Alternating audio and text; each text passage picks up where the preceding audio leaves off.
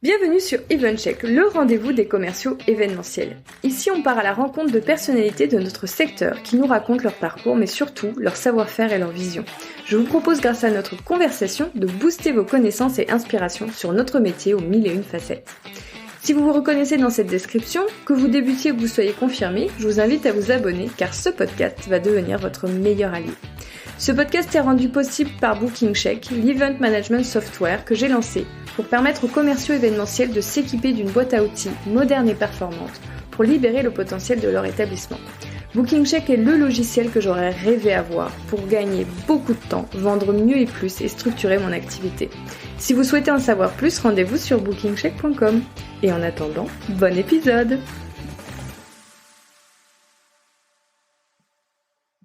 Bonjour Clotilde, merci d'avoir accepté mon invitation sur EventCheck. Bonjour Clémence, c'est avec grand plaisir que je suis avec toi sur EventCheck aujourd'hui. Ah, c'est super, comment ça va? Écoute, je vais très bien, je te remercie, et toi? Très bien aussi, le grand départ approche pour moi, pour notre grand périple en train, donc écoute, je suis très excitée à l'idée de découvrir plein de nouvelles terres. Moi aussi, je suis ça sur LinkedIn déjà. Ah, c'est gentil. Alors, toi, tu es la responsable événementielle et commerciale à la commune qui est située à Lyon. Oui, exactement. Mais avant ça, il s'est passé pas mal de choses. Est-ce que tu nous racontes un peu ton parcours avant d'arriver à Lyon? Oui, avec plaisir. Écoute, je vais te parler de mon parcours professionnel, Ouais. puisque les études, ça fait déjà quelques temps. Même si c'est un bagage théorique intéressant, c'est au travers de mes stages et de l'alternance que j'ai le plus appris. Ouais. J'ai effectivement commencé ma vie professionnelle à Paris, avec des grandes maisons. J'ai la chance d'avoir travaillé avec de belles maisons, et il y a 2 moments forts à Paris pour moi. Mes premières expériences dans le traiteur, aux grands événements sportifs, principalement avec la maison Potel et Chabot, et par la suite les événements plus restreints, plus privés, plutôt B2C en fait, pour la maison Le Nôtre. Donc ça, c'est les deux grandes maisons traiteurs avec lesquelles je travaille à Paris. Et dans un deuxième temps, j'ai eu l'opportunité de travailler pour le groupe Bertrand. Donc c'est plutôt de la restauration commerciale. Et c'est là que j'ai découvert d'ailleurs cette fonction-là de commercial en événementiel, en travaillant sur 2 établissements, la brasserie Auteuil et le Polpo. Qui sont des adresses qui ont une grosse activité événementielle. Exactement, effectivement, c'est des grosses machines, c'est 2 gros porteurs pour le groupe Bertrand et pour la division des brasseries parisiennes. Donc oui, c'était 2 beaux établissements. Et mon autre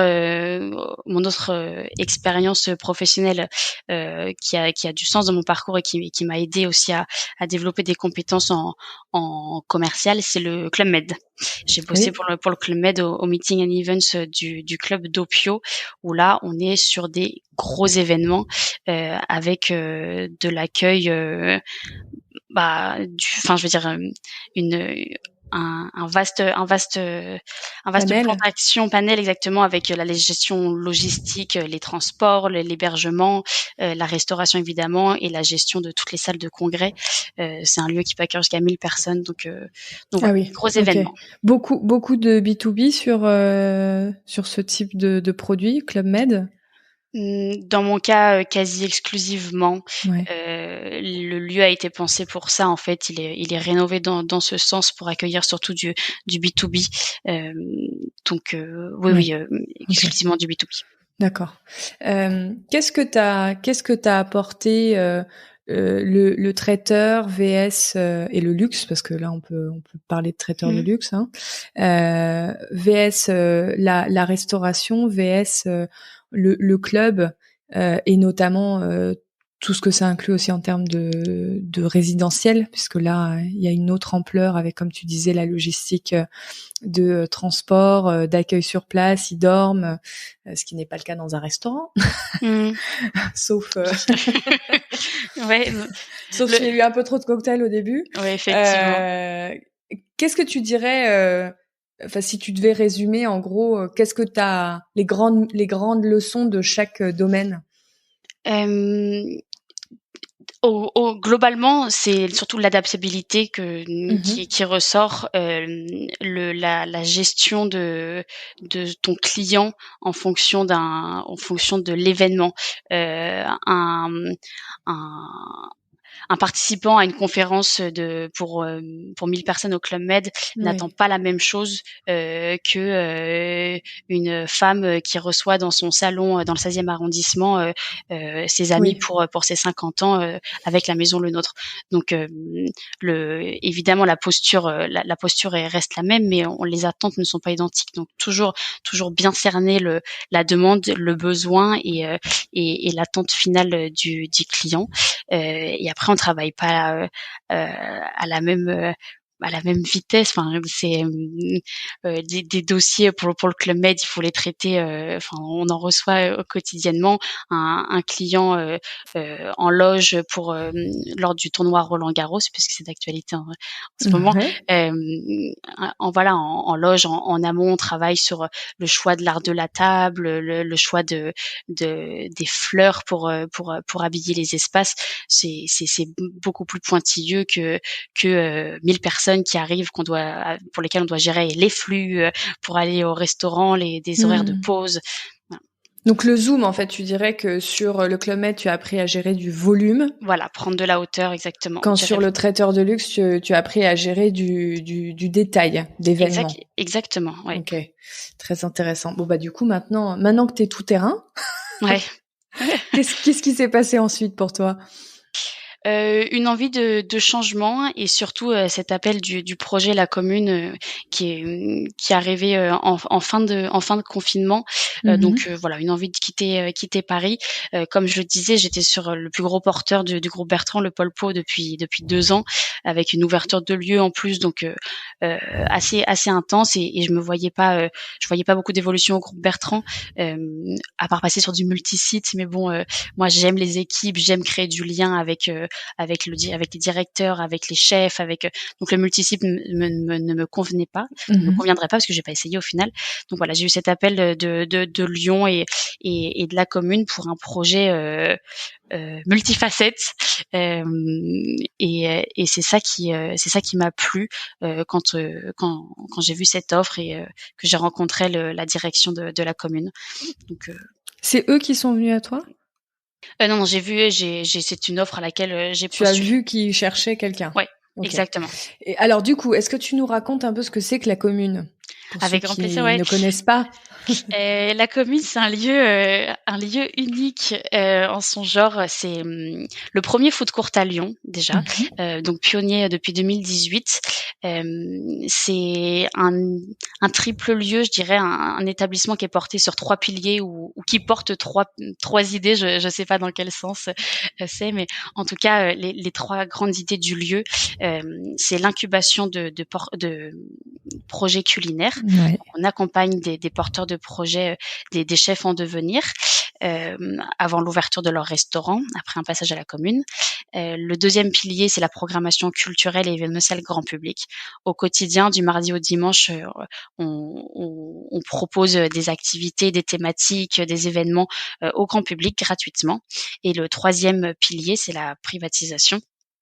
Et donc c'est l'accueil d'une clientèle B2B et parfois B2C dans le cadre d'événements privés, donc avec du cocktail, de la soirée dansante, de la conférence, et Et de tutti quanti. exactement.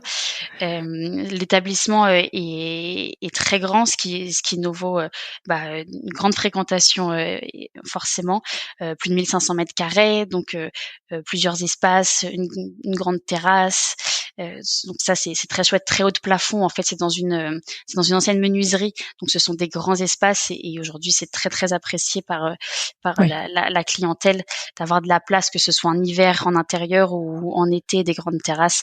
Voilà, le lieu s'y prête bien. Qui est à l'origine de la commune? C'est 3 fondateurs, qui sont pas, issus du milieu de la restauration, de l'événementiel. D'accord. Une architecte, un financier et une 3e personne. On me taperait sur les doigts de pas savoir, parfaitement, mais de fait, voilà, trois personnes qui avaient beaucoup d'idées, puisqu'ils ont monté un beau projet. Par la suite, le Covid a permis de remettre un peu à plat toute l'effervescence qu'il y avait autour de ce lieu entre 2018 et 2020. Voilà, ils se sont fait un peu prendre de court par les événements et par la fréquentation. Et Est-ce donc que voilà, ça a été immédiatement un très grand succès? une réussite, Ouais. une réussite. Est-ce qu'à Lyon, il y avait déjà beaucoup de lieux un peu en dehors des sentiers battus ou ça faisait vraiment partie de la nouvelle vague? Nouvelle vague, Ok. pionnier, et en Ce qui revanche, explique aussi cet engouement, puisque j'imagine exactement. que le territoire avait envie de ce nouveau Exactement. type de lieu. Ouais, la clientèle l'attendait, Ok. et c'est vrai qu'après ça a été le top départ pour plein d'autres projets, et aujourd'hui Lyon est porté par par une vraie dynamique autour de ce genre de lieu et de l'événementiel culturel. Donc voilà, pionnier, donc un peu pris de surprise, et le Covid a permis de remettre à plat, et une nouvelle équipe est arrivée avec une nouvelle direction, et Au niveau de l'équipe, tu veux dire de ceux des managers quoi, du lieu. exactement, Ok. exactement. Voilà, des personnes qui avaient une plus grande expérience dans le milieu de la restauration et de l'événementiel, et avec une vision, une vraie stratégie. Mais c'est toujours les mêmes fondateurs, c'est juste une nouvelle équipe de Les managers. fondateurs sont toujours là, mais dans Ok. le quotidien, dans Oui, oui, l'opérationnel, dans il y a l'opérationnel. une vraie direction sur site. Oui, oui, oui, bien sûr. D'ailleurs, du coup, c'est là sur la nouvelle équipe, Oui, c'est des gens du secteur. oui. C'est eux qui ont imaginé ces 3 piliers parce que l'incubateur de projets culinaires. Pourquoi, tu sais? Alors, on a je dis on parce qu'on est une petite équipe et très soudée, et on porte tous vraiment la même vision et la même stratégie. On a repris l'idée, l'ADN du lieu, hein. C'est les 3 fondateurs en 2018, c'était ce qu'ils souhaitaient. D'accord. Simplement aujourd'hui, on arrive à le mettre en Oh, action, ouais, ok. et voilà, en Faire en sorte que opérationnel. ça marche. Ça roule, exactement. De l'idée à la réalité. Exactement, Mhm. exactement. Ok. Toi, tu as d'ailleurs une double casquette puisqu'on parle un petit peu des piliers Oui, au sein de la commune. Est-ce que tu nous expliques ton terrain de jeu à toi au sein de la oui, commune? effectivement, ça ressemble à une grande partie de jeu.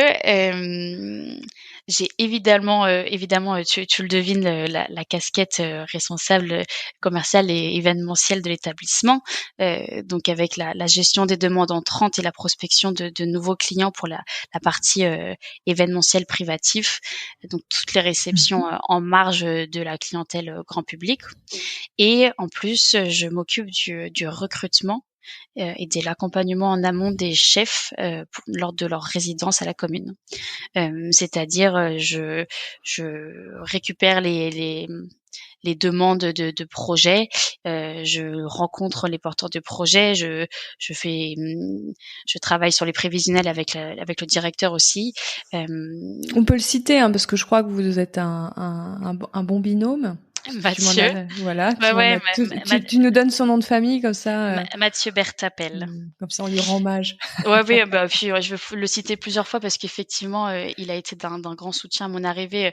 Il m'a partagé beaucoup de connaissances du secteur, du secteur de la restauration à Lyon. Mhm. Il me forme aussi, bah, justement sur la lecture de ses prévisionnels parce que lui, il a une formation comptable à la base après, Ah, c'est av- marrant. avant d'avoir découvert le milieu de la restauration et Ah oui, travaillé ça aide de savoir longuement compter exactement, dans la restauration. exactement. Bah, c'est marrant parce que ce matin, j'ai fait un petit post sur la TVA dans les Aïe, devis et les factures. top, Tu top. vois?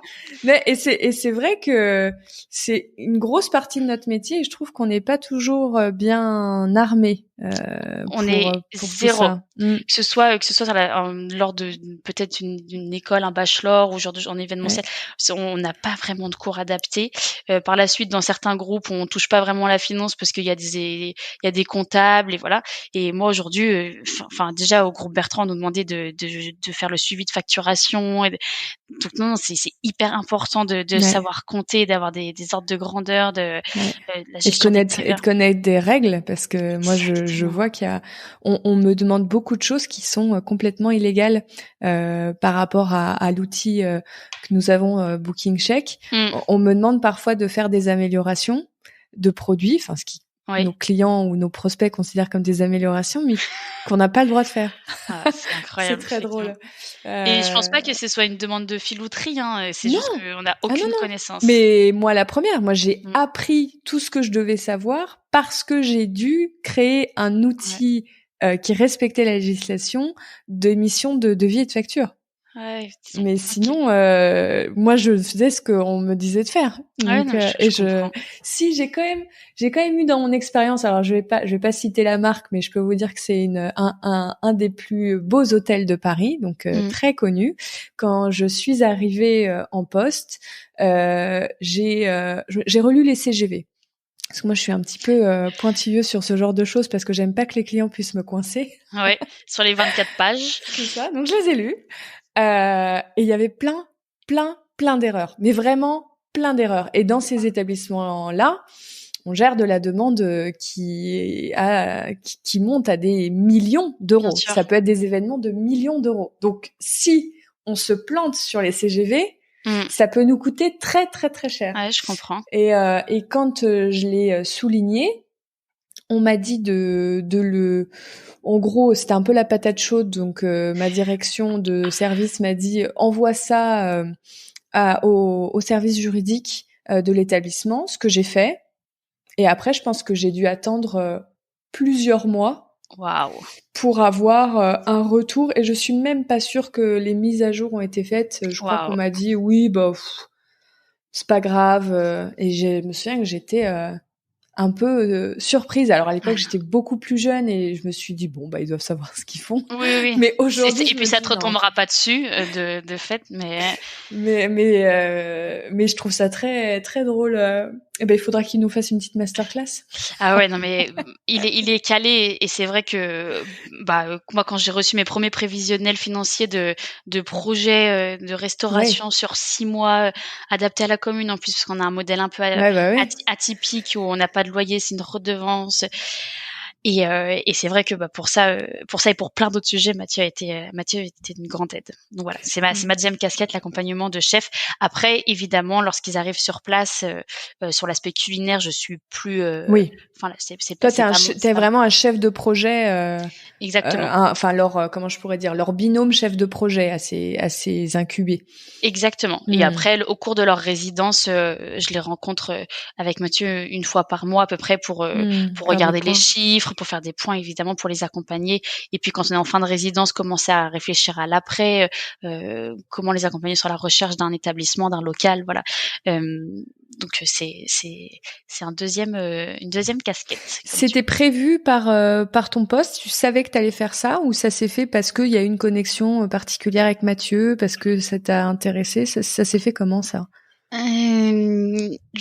Je veux pas dire de bêtises, il faudrait que je relise toutes mes missions mais c'était plutôt une surprise. Et en tout cas, la proportion que ça a pris dans mon quotidien ou en tout cas avait été sous-estimée par moi et je pense. Mais aujourd'hui, c'est hyper intéressant parce que c'est aussi avec ces chefs que je travaille sur mes événements, donc ça a du sens en fait de participer au recrutement des chefs dans la prévision et la perspective de travailler avec eux sur l'offre traiteur de l'établissement. Donc ça a beaucoup de sens en fait. Bien sûr. Non, et puis ça te permet toi aussi, j'imagine, d'être dans une veille par rapport à des idées, des nouvelles tendances, qui te met aussi dans un dynamisme vis-à-vis toi du fait que tu doives faire ensuite des propositions à tes clients d'événements sur un lieu un petit peu en dehors des sentiers battus et que les gens s'attendent peut-être un peu à au fait que tu sois créative. Ouais, exactement. Ouais. Être toujours au fait des tendances culinaires, de ce qui est demandé, l'apparition du coréen par exemple sur le territoire lyonnais, on l'a senti venir et on a eu la chance d'avoir un projet coréen. Voilà. Là, enfin aussi les tendances culinaires, on se dit qu'il faut qu'on fasse du végétarien, on va avoir quelque chose de végétarien. Après, on essaye de pas faire du monoproduit sur les projets parce que C'est dur aussi le monoproduit. c'est très ciblé. Même si on a des milliers de personnes qui passent dans notre établissement, ça peut être des milliers de personnes qui sont pas sensibles à l'indice glycémique bas de la pâtisserie. Si on a un concept porté autour de, tu vois, de l'IG bas, de moins de sucre dans les pâtisseries, faut l'assumer. Et nous, on doit quand même s'assurer de la réussite d'un projet. On fait évidemment de l'accompagnement et de l'incubation pour aider le porteur de projet, mais à un moment donné, il faut aussi que notre clientèle soit ravi et voilà, c'est dans les deux sens. On veut que le projet fonctionne pour Bien nous sûr. et pour Et le pour porteur. l'incuber, du coup, tu dis, je reçois toutes ces demandes, je les traite. C'est quoi un petit peu les process sur cette partie-là avant qu'on parle d'événementiel, parce que c'est quand même intéressant Oui. cette histoire de du fait que tu sois impliqué dans toute la partie incubateur. Donc tu reçois, en fait, les porteurs de projets vous contactent, vous êtes connus pour ça. Ouais, Donc exactement. c'est de la demande entrante, vous n'avez pas besoin d'aller les chercher. Ça nous est arrivé 2 fois de faire de la communication sur le fait que, Ok. faut quand même rappeler régulièrement Oui, mais vous que faites pas, vous allez pas, enfin, je sais pas par quel moyen, mais vous allez pas traîner dans certains endroits, genre des écoles ou je ne sais où, pour aller parler à des élèves qui mmh, peuvent être des élèves d'ailleurs en reconversion. Je pense à des gens qui changent de carrière je sais plus comment ça s'appelle, pas les lycées hôteliers du coup, mais les oui, CFA, je les crois. CFA, ouais, exactement. Vous allez pas traîner dans les CFA pour aller chercher du potentiel candidat. Ils viennent à Non, vous. non, il y a une démarche qu'on a entreprise, Ouais. c'est auprès de la CCI et de la Ouais. CMA. Ils Heu, savent. Voilà, ils savent. Pour le coup, eux, on s'est présenté, on a présenté notre établissement et ce qu'on pouvait proposer pour que eux-mêmes, quand ils reçoivent la demande, ils puissent dire à la personne qu'ils ont en face d'eux, il y a la commune qui pourrait correspondre à votre projet et vous accompagner. Au-delà de ça, non, on va pas dans les CFA, on a déjà reçu des étudiants de l'Institut Paul Bocuse qui étaient en troisième année et à la place de faire un stage en restauration, ils se sont mis d'accord, ils ont créé un concept de restauration. Donc C'est voilà, génial. on est dans les petits papiers de l'Institut Paul Bocuse, d'autres écoles, mais on fait pas beaucoup de demandes sortantes pour la recherche de projets. Ouais. En Et fait, il y vous a avez aussi de volume, j'imagine aussi. exactement. Ouais. Entre les personnes qui viennent sur place, le bouche à oreille, les personnes qui ont rencontré d'anciens porteurs de projets qui disent ah oui je suis passée par la commune. Avec tout ça, on a ce qu'il faut et donc le process c'est d'abord une rencontre avec le porteur de projet qui nous présente sa spécialité, ce qu'il veut, sa perspective, ce qu'il veut faire en fait parce que nous on veut accompagner des projets qui ensuite se concluent par l'ouverture d'un restaurant. Donc est-ce que c'est ce dont ils ont envie? Voilà, donc une rencontre humain à humain et après sur l'aspect administratif on regarde le prévisionnel, les fiches techniques des plats, la politique d'approvisionnement, où est-ce qu'ils vont s'approvisionner, avec qui ils veulent Quel fournisseur? exactement, quel fournisseur, le plan de financement, voilà, ça c'est tout l'aspect administratif. Donc, quand ils vous soumettent un dossier, ils savent déjà de quels éléments vous avez besoin. Non, pas toujours.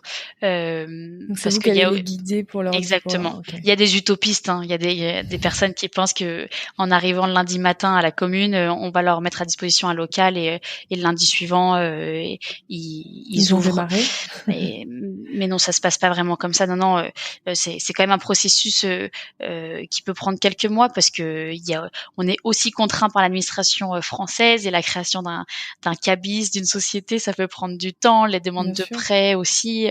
Donc non, ça prend quelques temps. Et à la fin, évidemment, un repas test.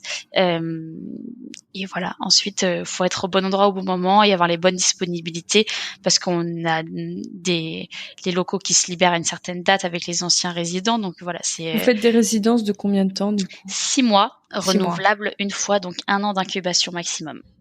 Et ensuite, comment vous choisissez? C'est vraiment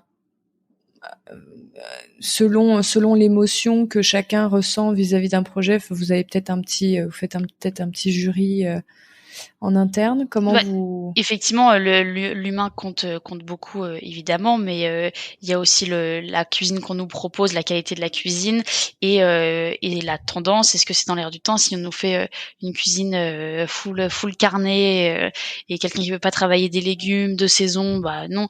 Donc voilà, il y a plusieurs aspects. Et surtout les prévisions de vente aussi. Est-ce que c'est un projet qui va être un succès financier et auprès des clients? Là, il y a différents aspects. D'accord. D'ailleurs, en parlant un petit peu, tu dis d'être dans le respect des comment je pourrais dire, des points d'intention actuels du marché, donc les légumes, la saison. Tu parlais un petit peu on regarde chez qui vont se fournir. Est-ce qu'il y a est-ce que vous, à la commune, vous imposez certaines choses en termes de durabilité ou, enfin, je sais pas trop sur quoi vous. Si, il y a des vrais sujets, qui nous tiennent à cœur. Par exemple, pour les chefs, aujourd'hui au contrat, c'est noté que 50% de leurs achats en valeur monétaire doit être issu de produits achetés sur les départements limitrophes de Lyon, donc en gros 200 km autour de Lyon. On va dire Rhône-Alpes pour être sympa, quoi. Ouais, Rhône-Alpes, effectivement. Donc ça, pour les chefs, par exemple, c'est une obligation. Sur nos cocktails, sur la partie prestation traiteur, on est sur de la verrerie en dur. On évite au maximum le jetable. S'il y a une pièce un jour où il y a besoin d'une petite barquette, on l'accepte, mais on réduit au maximum nos déchets en investissement sur de la vaisselle en dur. Et après sur si je sors des chefs, même au niveau du bar, le choix de nos fournisseurs et de nos boissons, c'est très pointu. La bière, c'est que des bières françaises, de microbrasseries ou en tout cas des producteurs, on va considérer ça comme des petits producteurs, même s'ils sont toujours pas petits, mais il y a de tout en fait, parce qu'on a effectivement la brasserie du Mont-Plan, mais il y a aussi des plus petits. Il y a Nepo, il y a différents. Mais c'est pas Heineken, par exemple. Ouais. Il n'y a pas d'Heineken, il n'y a pas de France Boisson, il n'y a pas de voilà, c'est les vins, c'est des vins français, voire quasiment exclusivement rhône-alpin. Oui, il y a de quoi faire de toute façon autour.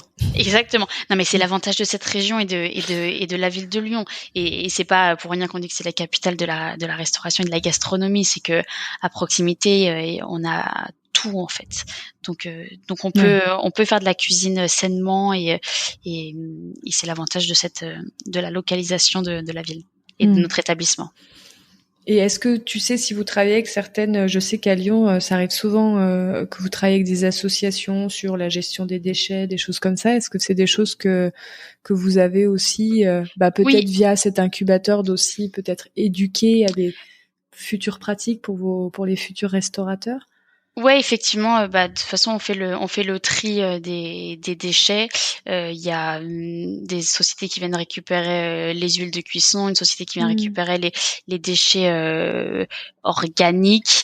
Donc non, on fait le tri. Il y a effectivement tout qui est fait pour aller dans le sens de l'actualité et des enjeux de 2023 et des années à venir.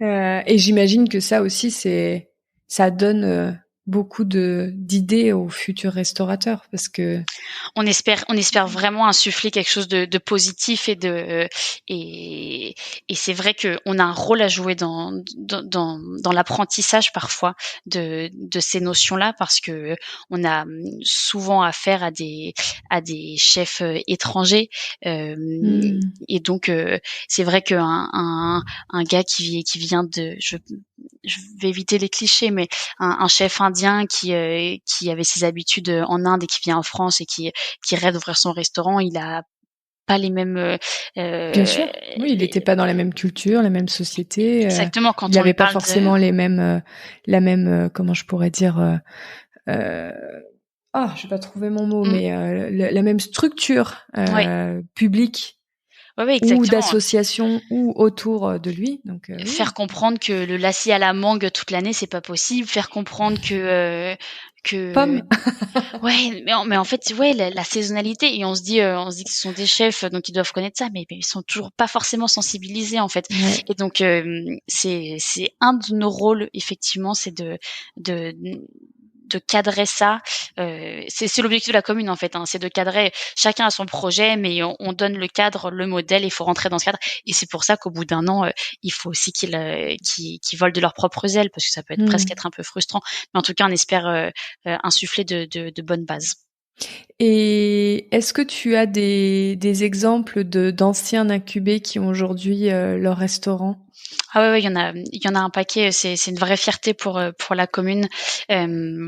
En très grande réussite, on peut parler des éclaireurs, donc les petits les petites pâtisseries qu'on trouve dans certaines gares et dans des locaux aussi à Lyon. Tratino, un concept porté par des Italiens, donc des cuisines italiennes qui sont basées désormais dans le 7e arrondissement. Un superbe établissement avec aussi une programmation culturelle.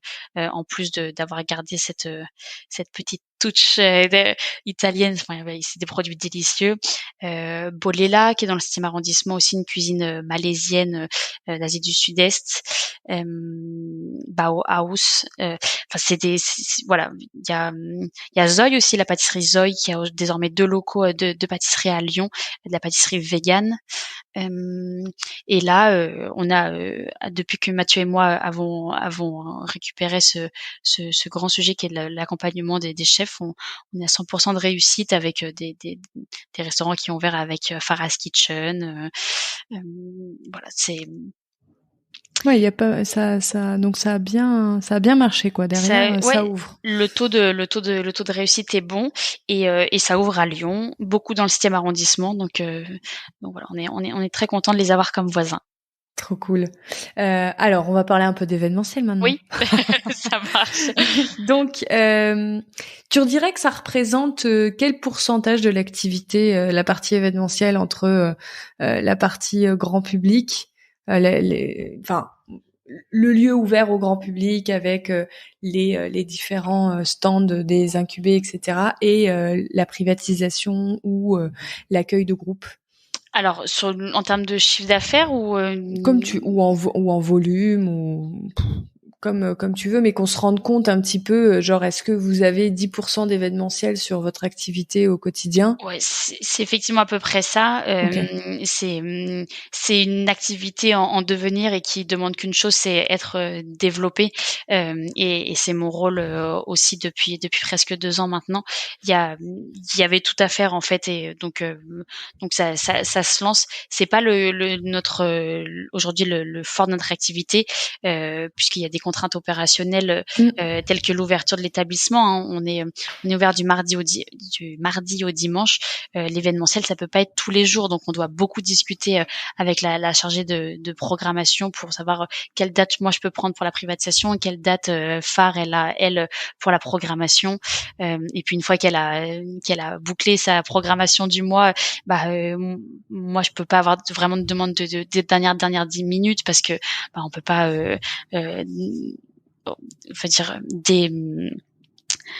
retirer de la programmation un artiste qui est prévu depuis des mois. Voilà, donc, Oui, bien sûr. donc voilà, c'est une activité qui ne demande qu'à être développée et qui aujourd'hui représente effectivement à peu près 10% du volume de fréquentation de l'établissement. Alors, c'est quoi les formats? C'est forcément de la privatisation totale ou est-ce que le lieu est agencé de fait? Est-ce qu'on peut simplement privatiser un espace?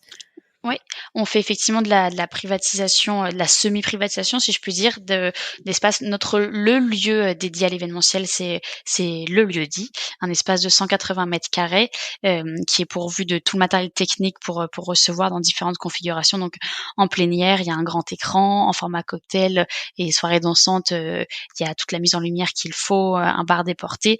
Donc voilà, cet espace-là, c'est l'espace privilégié pour l'événementiel. Mais bon, 180 mètres carrés, il faut quand même être un gros groupe. Donc, à côté de ça, on a la possibilité de recevoir dans des espaces plus petits. On a un patio de 60 mètres carrés, donc pour des plus petits groupes, c'est agréable. La bodega, qui est un autre espace plus grand, peut être privatisé pour des groupes jusqu'à 220, 250 personnes quand le lieu dit est trop petit. On peut aussi faire de la privatisation complète de l'établissement. Donc là, on est sur des groupes de 400, 500, 600. On est jaugé à maximum 700 personnes. D'accord. Donc vous avez quand même pas mal enfin c'est modulable. Vous pouvez quand même Exactement. faire. Le maître mot de l'établissement modulable. Effectivement, on change de configuration assez facilement grâce à la diversité des espaces et l'espace qu'on a. Donc ça, c'est une vraie chance. C'est que normalement, une demande qui arrive à la commune, on peut la traiter. On n'est pas trop contraint. Ok. Ouais. Non, mais parce que sur des lieux comme ça peut être difficile de tout faire cohabiter. Donc là, finalement, au-delà du fait que vous pouvez pas fermer l'établissement n'importe comment, vous pouvez à peu près recevoir en continu du grand public et de la privatisation. Oui, je peux recevoir 150 personnes pour une conférence sur la permaculture dans le lieu-dit, en parallèle d'un événement, d'une jam session dans un autre espace. Et ça, c'est chouette. Ouais, c'est très chouette. Alors, du coup, c'est que du B2B sur la commune pour l'instant, ou vous avez aussi du B2C? J'aurais envie oui, c'est quasi exclusivement du B2B, mais l'exception, ce week-end, je reçois un groupe de particuliers qui fêtent un événement entre amis et famille. Donc, et je raccrochais avec mon client juste avant de commencer cette conversation avec toi. On peut, mais c'est plus rare. D'accord. Mais toi, vous n'êtes pas fermé. Vous accueillez aussi bien les deux segments. C'est simplement que naturellement, c'est parce qu'il vient. Exactement. Exactement. Okay. On n'est pas du tout fermé à recevoir de la clientèle B2C, mais on n'a pas beaucoup de demandes. Mais c'est ce qu'on souhaite aussi, c'est pouvoir exploiter. Attention à mon choix de mots, mais se dire qu'un client qui est venu dans le cadre d'un séminaire se dise waouh, je pourrais organiser ici un anniversaire ou le repas, un repas familial. Et dans l'autre sens, un client individuel qui vient à la commune pour un dimanche midi avec ses enfants se disent oh punaise, pour ma soirée d'entreprise avec le CSE en juin, ça pourrait être un bon espace. Ouais, très clair. Donc les personnes te contactent pour un espace, etc. Après, vous faites toujours du clé en main, c'est-à-dire que c'est pas de la location sèche chez vous. Toute la partie restauration est prise en charge par vous. On le fait. On le fait aussi, mais en fait, alors je sais pas si c'est moi qui suis très bonne commerciale ou si c'est autre chose, mais en tout cas quand je leur parle de l'établissement et des valeurs du lieu et de ce qu'on fait en parallèle de l'événementiel, et en fait on va prendre votre traiteur et beaucoup de personnes aussi qui nous contactent ont conscience et connaissance de notre cœur d'action qui est l'incubation. Donc ça a plus de sens de bosser avec nos chefs, mais on a déjà. C'est pour ça que je pensais que potentiellement vous l'imposiez d'ailleurs. Non, je l'impose pas parce que il y a des sociétés qui ont des contrats cadres avec des maisons, avec des traiteurs et qui peuvent pas en sortir. Et ça, tu connais bien. Exactement. Donc je le tolère et pour nous c'est chouette aussi de travailler, de faire venir des traiteurs en termes des traiteurs de renom. C'est bien d'être associé à ces maisons. Et puis parfois c'est agréable aussi d'avoir juste à donner les clés. Ouais. Voilà, ça change aussi du quotidien. Donc, on n'est pas fermé à la location sèche. Et d'ailleurs, oui, vas-y. Pardon, j'allais dire, on est fermé le lundi. Et donc, sur les événements du lundi, quand on fait de la privatisation complète ou partielle de nos espaces un lundi, généralement, c'est un traiteur extérieur parce que nos chefs ont aussi besoin de repos. On leur demande de travailler du mardi au dimanche. C'est 11 services, c'est quand même c'est dense. Et donc voilà, lundi aussi, on reçoit des traiteurs. Oui, j'allais dire, du coup, tu disais, on a notre traiteur. Alors, comment ça se passe? Parce que c'est vos porteurs de projet qui, mais avec leurs pattes. Enfin, ouais, exactement. En fait, de leur carte grand public, ils déclinent leur offre en format cocktail. Donc en fait, par exemple le smash burger de Chuck, c'est du mini burger. Un des plats coréens, il y a des gyoza, pas des gyoza, pardon, ils appellent pas ça comme ça en Corée. C'était ravioles c'est des ravioles, on les sert au plateau auprès de nos invités. D'accord. Les grosses briques de Hassan du projet marocain actuellement, il me les fait en plus petit pour pouvoir être mangé en bouchée. Voilà, on décline la carte en format bouchée. Et ça, c'est une obligation qu'ils ont quand ils vont être incubés. Ils sont obligés de prévoir le fait qu'il va falloir faire des petites pièces. Ils sont pas obligés, on les sensibilise sur cette possibilité et ils sont plutôt toujours très réceptifs. C'est du chiffre d'affaires en plus. Ils se testent aussi sur ce secteur-là, donc c'est que du plus pour eux, mais c'est pas imposé. Et d'ailleurs aujourd'hui, je parlais de Vignesh, notre chef indien.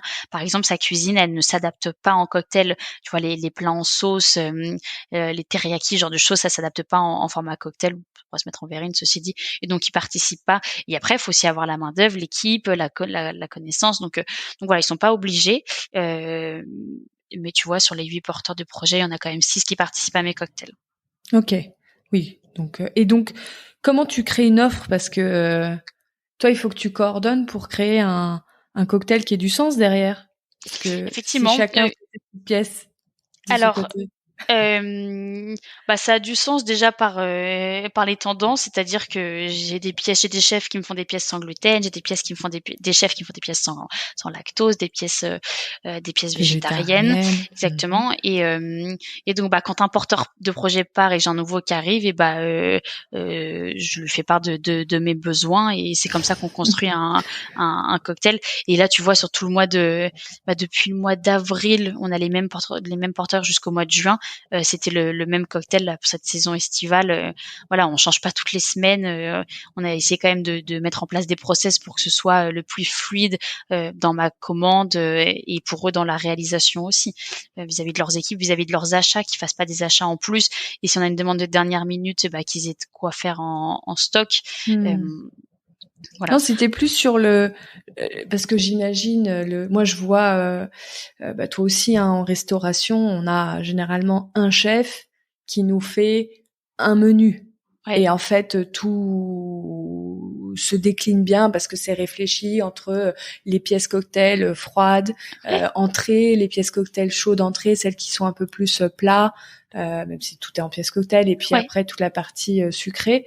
Du coup, c'est toi après qui va dire OK, toi qu'est-ce que tu peux faire, toi qu'est-ce que tu peux faire, toi qu'est-ce que tu peux faire et toi tu montes ton déroulé de menu quoi. T'as tout compris. Okay. Je suis la chef d'orchestre pour le cocktail et même au moment de l'envoi, tout le monde voilà, et ça part des différentes échoppes, on appelle ça des échoppes à la commune. Okay. Et donc les serveurs savent que telle pièce vient de la maison géorgienne et donc ils savent qu'il y a pour les pièces apéritives froides, il faut qu'ils aillent là, pour les pièces chaudes, c'est donc ils vont se servir sur chaque chaque Alors, il y a un accès à chaque échoppe par l'arrière, évidemment, parce que en parallèle de mes événements, il y a du grand public qui est en front et qui commande son plateau qui vit l'expérience du food court. Donc, c'est évidemment en arrière-cuisine que tout se joue pour la partie cocktail. Mais c'est effectivement des grands chassés-croisés et c'est intéressant. Et il y a une complémentarité entre les pièces, hein. C'est ce que je te disais, du VG et du sans lactose. Ouais. Mais alors, du coup, je reviens sur cette partie service opérationnel. Ça. Donc, tu as fait ton petit travail de chef d'orchestre. Tu as donc toutes tes offres.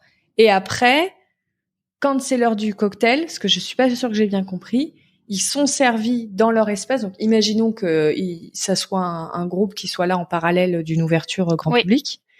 Ils sont servis dans leur espace par une équipe service. Oui. Ok. Effectivement. Excuse-moi, j'ai peut-être pas été très claire. Quand la réception a lieu dans le lieu dit, effectivement, il y a du personnel de service dédié au groupe pour le service des boissons et de la restauration, et ils font les allers-retours. Et le client et ses invités restent évidemment dans l'espace du lieu dit. Ok. Et ça, c'est le staff de la commune. Ça, c'est ni le staff des porteurs de projet, ni le client qui doit. Voilà, j'allais le dire en anglais, pardon, qui doit. Vous pour j'ai voir pas trop non, j'allais dire provide, mais du coup pour voir pour voir c'est bien le staff de la commune qui s'occupe de la gestion du service cocktail, avec le bar qui est aussi la commune. Là, c'est pas un incubateur ou le bar, c'est le bar.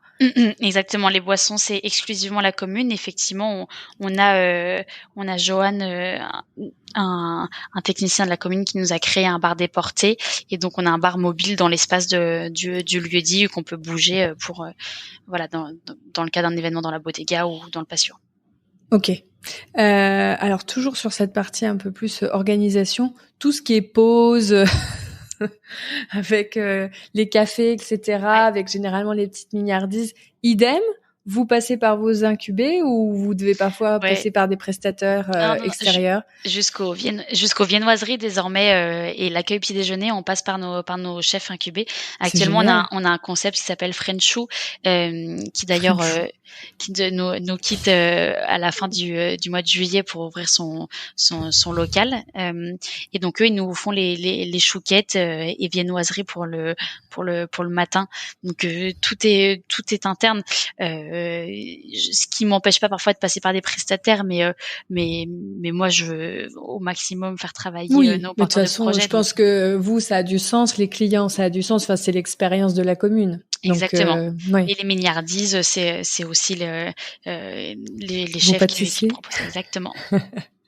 Génial. Alors, attends, que je reprenne mon fil parce qu'on parlait beaucoup je suis complètement sortie de mes petites notes. Aïe. Non, je suis sûre que tu vas retomber sur tes pattes. Oui. Je suis en train de me dire, c'était quoi la prochaine étape? Ah oui, ça y est, j'ai retrouvé ma question. Du coup, est-ce que il est possible que parfois tu fasses intervenir tes incubés de façon plus importante sur un workshop ou autre pour tes clients séminaires? Est-ce que ça arrive qu'on te demande un atelier culinaire ou comme vous avez des chefs étrangers, la découverte du coup d'un autre territoire gastronomique par ces chefs-là? Est-ce qu'il y a une espèce d'offre de workshop? On me l'a demandé quelques fois, mais ça n'a jamais eu lieu à ce stade, parce que c'est dur pour eux de se dédoubler et d'assurer leur service grand public plus être sur les prestations de privatisation. Mais c'est quelque chose qu'on pourrait effectivement développer. Tu vois, remettre l'idée au goût du jour là, ça me fait penser effectivement, ça pourrait avoir lieu. Comment ou avec qui peut-être les anciennes incubées qui parfois du coup sont plus sur une fois qu'ils sont sur une comme on dit, sur un rythme. Ils sont rodés, ouais. Bah déjà, ça va arriver avec le projet de podcast justement. La chargée de communication à la commune va bientôt lancer un podcast où elle va recevoir effectivement les anciens chefs, voilà, pour savoir comment ça se passe de leur côté. Très bonne idée. Bah même ceux qui sont incubés, vous avez plein de portraits à faire. Il y a de quoi faire effectivement. Ouais. Il y a de quoi faire. En parlant de portraits, tu as rapidement tout à l'heure parlé de, alors je vais pas dire de bêtises, de Joanne. Ouais, bien, effectivement. Et sur votre site, alors c'est super chouette parce que vous présentez toute votre équipe, ce que je recommande vivement à tout le monde. Ouais.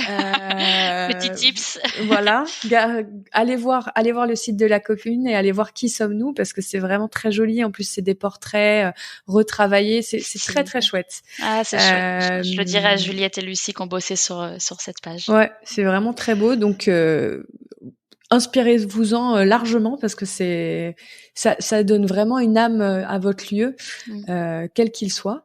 Et donc vous avez un directeur technique, un régisseur technique, un responsable de maintenance et de travaux. Ouais. Tu parlais tout à l'heure que du coup, Joanne, vous avez fabriqué un bar qui se déplace. Ouais. Est-ce que le fait d'avoir tout ça en interne, ça vous donne en termes d'événementiel beaucoup de possibilités parce que on n'en a pas parlé beaucoup. Il y a cet événementiel grand public. Généralement, quand on fait de l'entertainment, ça prend d'autres proportions. J'imagine que toi, ça t'aide bien d'avoir ça sous le coude, non? C'est trois pépites. C'est trois pépites, ouais. Alex, Joanne et Tristan, dans le quotidien, c'est life changing. Ouais. En fait, ils ont la connaissance du lieu parce qu'en plus ils étaient là à l'ouverture en 2018, donc ils ont participé aux travaux, aux améliorations. Voilà, la connaissance du lieu, c'est un vrai plus. Et effectivement, quand j'ai un client avec des demandes particulières de prise de son, de vidéo, Alex c'est un ancien de GGL Events, il se connaît très bien, et il connaît les produits, il connaît ce qu'il faut, il sait ce qu'il faut mettre en place. Joanne pour la création d'un support pour un client, par exemple, il est hyper habile de ses 10 doigts. Et Tristan, il est plutôt là sur la gestion opérationnelle, l'accueil des prestataires. Tu vois, quand j'ai un DJ par exemple qui vient, il connaît tout le matériel sur place et voilà, il sait faire une belle mise en lumière, très rapidement adapté au client s'il y a une demande à 19h pour 19h15 de changer l'ambiance lumineuse par exemple. Tout ça c'est précieux. Enfin, c'est des. Et puis j'imagine que c'est un gros soulagement pour les clients parce que souvent ça fait partie un peu des points pour eux qui sont une fois qu'ils ont lieu, ils ont pas toujours tout l'écosystème qui va avec, effectivement. Ouais. Parce que bon, je pense, on parlait de Polpo, Auteuil, etc. Alors là, on est sur des grosses machines, donc j'imagine que tout va bien. Mais quand on est à un restaurant, parfois, moi j'ai travaillé pour des indépendants, on faisait beaucoup de commercial. Cela dit, on n'avait pas un régisseur attitré, donc il fallait passer par un prestataire. S'il était dispo, c'était celui d'habitude, mais s'il n'était pas, il fallait en chercher un autre. Ouais, effectivement. Non, mais je connais bien, enfin, effectivement, je vois parfaitement les problématiques qui sont liées à tout ça. Et au Polpo, comme tu le disais, on avait un partenaire, enfin, prestataire, partenaire, vraiment en très bons termes et qui venait régulièrement. Donc, il avait même installé des choses sur des grands groupes. C'est pour ça que je dis c'est pas tout à fait vrai parce que généralement, on a tellement de volume que, voilà, on a soit internalisé, soit on a un prestataire, mais on a un prestataire depuis des années qui connaît tout sur le bout des doigts et ça glisse. Mais c'est vrai que quand on est un peu plus petit, c'est pas toujours évident. Non, effectivement, et ça peut être une catastrophe si c'est mal géré. L'aspect technique, ça peut vraiment tendre un client quand on lui dit ça va être hyper simple. Moi, ça m'est arrivé dans d'autres expériences. Faut juste un câble HDMI et ça se branche. Et j'ai connu ça aussi. et en fait, ça fonctionne pas. Et en 10 secondes et demie, ça tend. Et c'est la première impression parce que généralement, c'est le responsable du groupe qui est là en premier. Là, C'est le bon, démarrage. il y a Tristan qui est là, qui est aux petits oignons, qui a fait tout le parcours électrique pour que chacun ait sa prise si c'est un jour où tout le monde travaille sur un ordinateur, c'est gaffé au sol. Non, c'est vraiment chouette Un grand de les confort. avoir. Ouais. Ouais. On parlait un petit peu j'ai évoqué un peu la programmation événementielle grand public. Je te demandais tout à l'heure s'il y avait un pont entre les porteurs de projets et les animations que tu allais proposer à tes clients. Est-ce qu'il y en a un entre les personnes que vous programmez Je travaille main dans la main déjà avec Philippine qui s'occupe de la programmation pour la fameuse gestion des espaces. Donc c'est un dialogue du quotidien. T'as des options sur cette date parce que j'ai un artiste qui est dispo mais que sur celle-là. Donc voilà, c'est au quotidien qu'on discute, qu'on échange avec Philippine. Et il y a après effectivement des artistes qui sont par exemple sur les ventes le dimanche. Philippine elle organise des marchés du créateur le dimanche. Et moi si mon client pour le mois d'après il me dit j'aimerais bien avoir une personne qui fait des tatous éphémères ou de la sérigraphie, hop, Philippine, il n'y avait pas quelqu'un qui vendait ça dimanche dernier, et donc on les fait revenir sur les événements privés. Ça marche aussi avec les DJ. Ça vous fait un beau petit catalogue d'animation et de prestataires que vous pouvez proposer. Ouais. Exactement. Ce qui j'imagine est quand même assez apprécié aussi par les clients.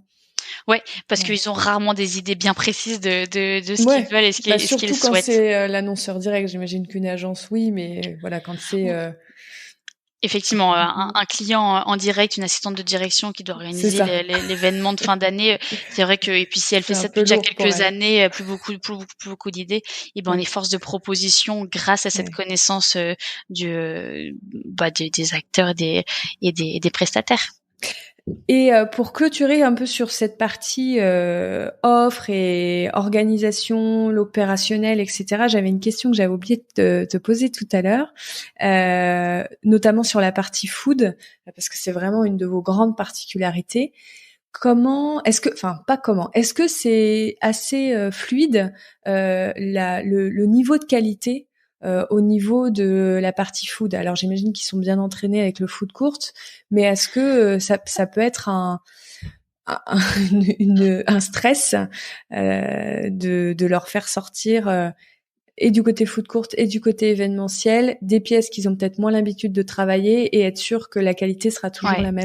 Ça l'a été un stress et je pense que je suis en partie responsable. C'est que je pense que j'avais mes critères et ma connaissance du traiteur et de ce qu'on faisait pour le polpo. Donc effectivement, je pense qu'au début, il y a eu des ajustements à faire.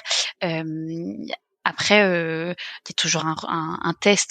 Quand les chefs me proposent telle pièce ou telle pièce pour un événement, je teste et je me dis, ok, est-ce que c'est facile à l'envoi, est-ce que c'est facile à manger, est-ce que ça plaît.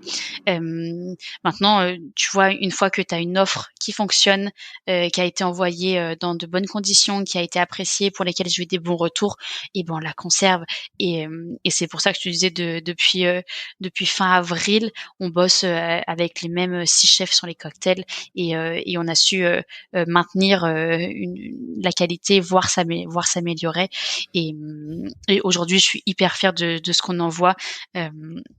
Lors de nos prestations, on a un cocktail copieux, qui est généreux, qui a une histoire parce que chaque pièce est différente et unique avec la patte du chef et du projet qui va avec. Donc non, je suis très fière de ce qu'on sort, mais il y a eu un peu de travail et des ajustements, évidemment, sinon ce serait pas amusant. Merci Clotilde. Je voudrais qu'on parle un petit peu, tu parlais sur ta partie événementielle, de la partie prospection. Ouais. C'est quoi tes actions à toi pour faire connaître la commune, au-delà de l'aura que la commune peut avoir, j'imagine, sur Lyon? Est-ce que y a des actions pour toi qui ont fait la différence? Ouais, t'as raison de mentionner l'aura déjà de l'établissement, parce que en fait, ça a ouvert en 2018. Ouais, exactement. L'établissement il est encore récent parce qu'on peut dire que le retour à l'activité de 2021 et le renouveau de l'équipe et de la programmation, tout ça, on surfe un peu dessus. Néanmoins, effectivement, il faut être proactif et pas s'endormir. Donc effectivement, il y a des choses qui sont mises en place. Aujourd'hui, je participe à un peu enfin, je suis active dans un réseau des acteurs de l'événementiel du 7e. Entre les établissements du 7e, on a Vous avez un nom ou c'est informel? C'est complètement informel. Okay. C'est informel, c'est entre nous, mais ça fait notre force en fait, c'est que ça m'intéresse beaucoup. Je te le dis en live devant tous les auditeurs. Si un jour vous voulez faire une petite table ronde et nous raconter comment est-ce que vous créez un dynamisme entre vous, avec plaisir sur le podcast, parce que je pense que ça peut intéresser plein de territoires. Je pourrais en discuter et je pense que c'est vraiment très utile. On parlait, en tout cas, on a évoqué le Paris et les établissements dans lesquels j'ai travaillé. On est quand même on est mono établissement en fait, on s'entraide pas du tout, alors que à Lyon dans le 7e, une demande qui arrive au musée des Confluences qui peut pas être reçue sur place, c'est envoyé, c'est partagé, les bonnes pratiques entre nous aussi, c'est partagé, les actus, voilà, tout ça et donc voilà, j'adore. Tu m'étonnes. Et nous aussi, ouais. Donc voilà, là, en étant active dans ce petit réseau, ça me draine un peu d'activité. On a essayé pour la première fois là, le mois dernier de participer à un salon, Lequel? le Meet and Com. Ouais. Et donc ça a eu lieu au Parc OL. Et donc ce qui est chouette, c'est que c'était des demandes, enfin en tout cas des rencontres qualifiées avec. Alors le Parc OL. Groupama Stadium, Ouais, je te le fais dire parce que pour ceux qui sont pas lyonnais, ça va pas être d'une évidence. C'est drôle. Ok, donc Groupama Stadium parle plus que le Parc OL. Ok. Je pense que Groupama Stadium, en fait, parce que je crois que c'est le nom qu'on retrouve plus facilement dans la communication depuis que JL a retapé, récupéré, on va dire réaménagé cette petite zone lyonnaise. Ouais. Il y a encore un peu de boulot, mais effectivement, le stade est là-bas et il est très chouette, tu vois. C'est un stade de rugby pour ceux qui nous écoutent à Lyon. Non, justement, c'est le foot. Ah pardon, je confonds. C'est un peu le Matmut Stadium. Okay. C'est le rugby. Entre les deux assurances, je me suis emmêlé les pinceaux. Voilà, Matmut à Gerland, c'est le rugby. D'accord. Et le foot, qui historiquement était au Matmut, est passé au Groupama Stadium.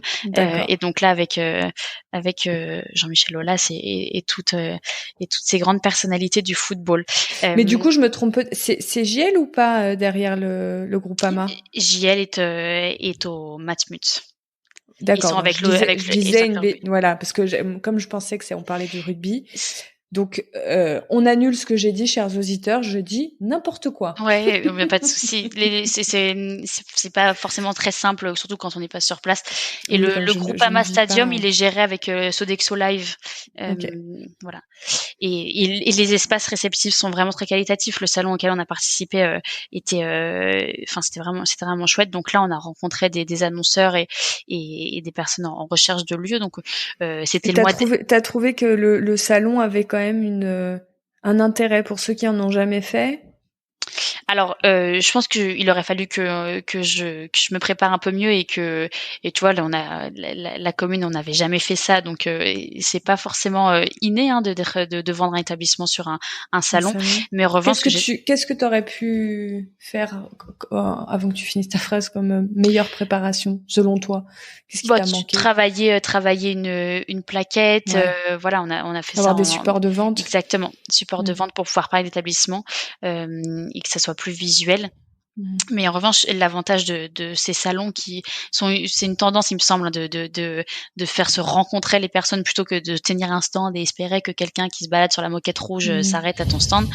Là, au moins, c'était qualifié. J'avais des rendez-vous toutes les 15 minutes, des personnes qui avaient fait la démarche de prendre rendez-vous avec moi et la commune. Enfin, prendre rendez-vous avec la commune. Donc voilà, ça, j'ai trouvé chouette et on verra bien si ça se transforme. En fait, en amont, les participants pouvaient te booker. Exactement. très intéressant. Ouais. Donc, je suis arrivée au salon avec ma feuille de rendez-vous toutes les 15 minutes. J'ai pu me renseigner en amont sur à qui j'avais affaire pour pouvoir adapter mon discours. Donc, non, c'est pour ça, j'ai trouvé ça très intéressant. Maintenant, il faut voir comment ça se transforme et si ça se concrétise par un événement dans les mois à venir. Ok. Je sais aussi que tu viens de certains établissements qui ont une grosse culture d'inviter leurs clients, de faire des événements clients. Oui, effectivement, on le pratiquait beaucoup avec le groupe Bertrand, parce qu'on travaillait beaucoup avec des agences. Je pense que c'est ça la grande différence. Avec aujourd'hui l'établissement dans lequel je travaille, la commune, on travaille beaucoup en direct et très peu en agence. Et aujourd'hui, si je dis à Mathieu, je vais inviter, je vais pas tous les citer, mais toutes les plateformes et les agences, est-ce que tu me donnes un budget? Un budget. Je pense qu'il me dira, c'est quoi ta proportion d'agences à ce stade? Pas beaucoup. Et inviter les clients, tes assistantes de direction, parce que elles sont jamais invitées à rien, ou ce serait. Écoute, c'est vrai, c'est pas contrairement aux directeurs ou aux managers qui sont très sollicités, les assistantes peuvent être un peu laissées sur le carreau. Et donc leur offrir un petit déj ou un déj ou autre, est-ce que c'est quelque chose que vous... On l'a jamais fait, mais je te remercie pour cette deuxième idée, cette deuxième piste de réflexion et d'action. C'est cadeau. Non, effectivement. Pourquoi pas? Ça pourrait être une possibilité. Aujourd'hui, vous le faites pas, mais ça pourrait être une possibilité. Carrément. De toute façon, on est dans une démarche, comme je te le disais en introduction, on a encore beaucoup à faire, à apprendre, à entreprendre. Vous êtes dynamique. Voilà. Et dans une démarche toujours d'accueil de publics variés, donc effectivement, ça pourrait avoir lieu. Et en termes de fidélisation, tu arrives à fidéliser certains clients malgré votre originalité? Les gens se disent quand même, on aime bien en fait que ça soit très original et qu'on fasse tout le temps quelque chose d'original. Ouais, on a quelques groupes, quelques sociétés qui ont des locaux à proximité et qui n'ont pas de quoi recevoir, et ceux-là ils viennent régulièrement et en cantine du déjeuner seuls et pour leurs réunions de commerciaux, ce genre de choses. Super fidèles clients, quoi. Exactement. Ouais. Top. Donc ça, c'est chouette. Et t'arrives à distinguer, tu me parles justement de et ils viennent en individuel et ils viennent sur la partie événementielle, t'arrives à toujours distinguer qui est client, ou tu leur demandes peut-être directement au téléphone? Alors, je pense que dans une autre vie, j'ai été physio aussi en boîte de nuit, je pense, parce que... Tu les reconnais? Ouais, je les reconnais, ouais. J'ai une bonne mémoire et effectivement... moi, je me balade beaucoup aussi pendant les services le midi ou le soir, et donc pour regarder un peu les flux, comment agissent les clients, parce que c'est aussi comme ça que je vois c'est ce que j'allais dire. Je sens que tu passes du temps sur le terrain, ce qui est pas toujours le cas. Ouais. Non, je suis beaucoup effectivement, et donc on voit, pour observer aussi les échoppes, comment travaillent les porteurs de projets, qu'est-ce qui fonctionne, qu'est-ce qui fonctionne pas. Donc ouais, je suis beaucoup sur le terrain, donc je vois des visages régulièrement, et voilà, si un client que j'ai eu en privatisation, je le revois, c'est pour moi c'est plus facile d'aller l'aborder, et parfois c'est même surprenant quand je dis ils sont parfois même surpris en fait, parce que eux ne m'ont pas vu au cours de leur privatisation, ils m'ont pas forcément vu. Oui, c'est vrai. Ouais. Clotilde, la petite fée de la commune. Ouais, on en est dans les coulisses. On est un groupement, un petit groupement de fées. C'est un travail collectif. Et que vous pouvez retrouver en photo sur les sites, comme je disais tout à l'heure. Merci beaucoup, Clotilde, de nous avoir raconté la commune et ton métier ce matin sur le podcast. Avec grand plaisir. Merci de t'être intéressée à notre établissement et à mon parcours. Avec plaisir. Et puis, à très bientôt pour la suite des aventures de ce bel établissement.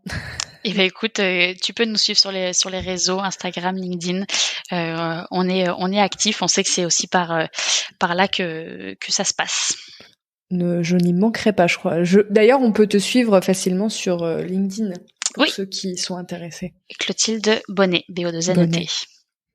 Merci beaucoup, à bientôt. À bientôt, avec grand plaisir, et bon voyage. Merci.